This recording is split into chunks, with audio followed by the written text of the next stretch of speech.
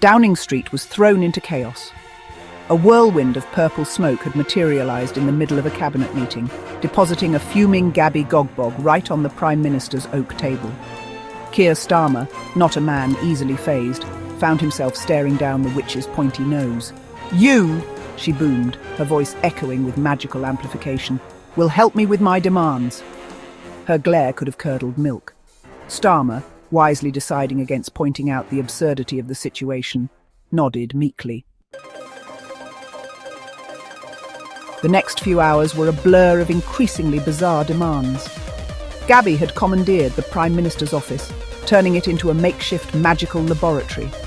She had Starmer brewing potions and reciting incantations, none of which seemed to help her find the old man who ate her shoes. Desperate, Starmer saw a chance during one of Gabby's more explosive experiments. He ducked behind a stack of enchanted filing cabinets and made a frantic phone call. "Jacob," he whispered urgently, "it's Keir. I need your help, and gather every toff you can find."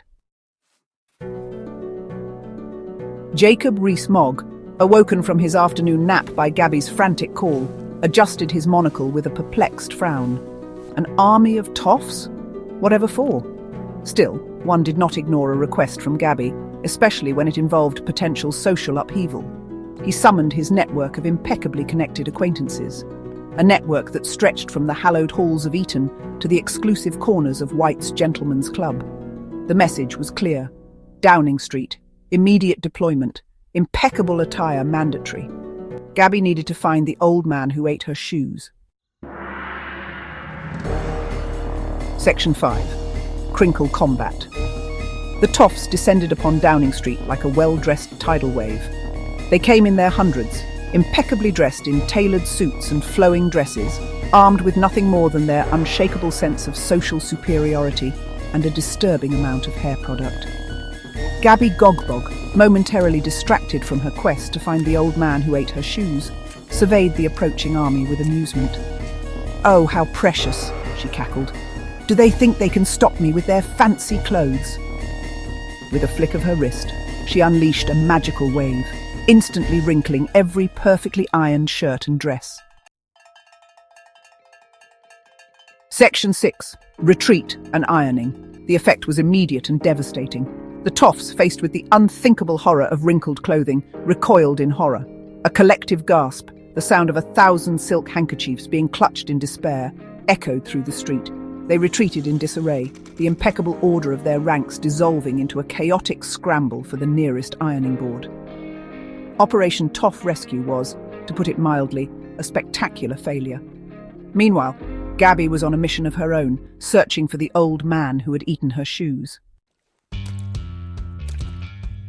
Section 7. Chocolate Chair of Doom. Inside number 10, Starmer listened to the sounds of chaos with a sinking heart. It appeared even Jacob, with his army of impeccably dressed followers, was no match for Gabby's magic. He was doomed. Gabby, her anger at the old man who ate her shoes still burning, re-entered the room. "You," she snarled, pointing a bony finger at the Prime Minister, "are a useless little weasel." She began to chant, her voice taking on a dangerous sing-song quality. Starmer felt a strange tingling sensation, as if he were being dipped in chocolate. He was going to be a chair, a very uncomfortable, very edible chair. Section 8.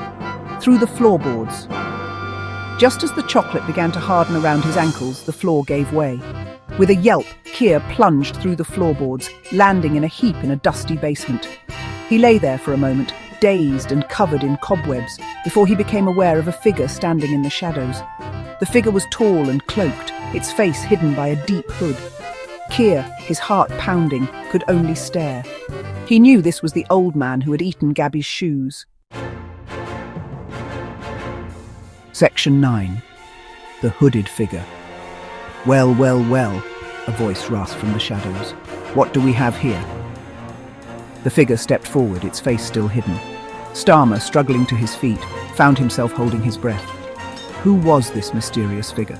And could they help him escape from the wrath of Gabby Gogbog and her vendetta against the old man who ate her shoes?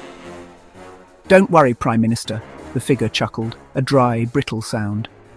"I believe I can be of assistance.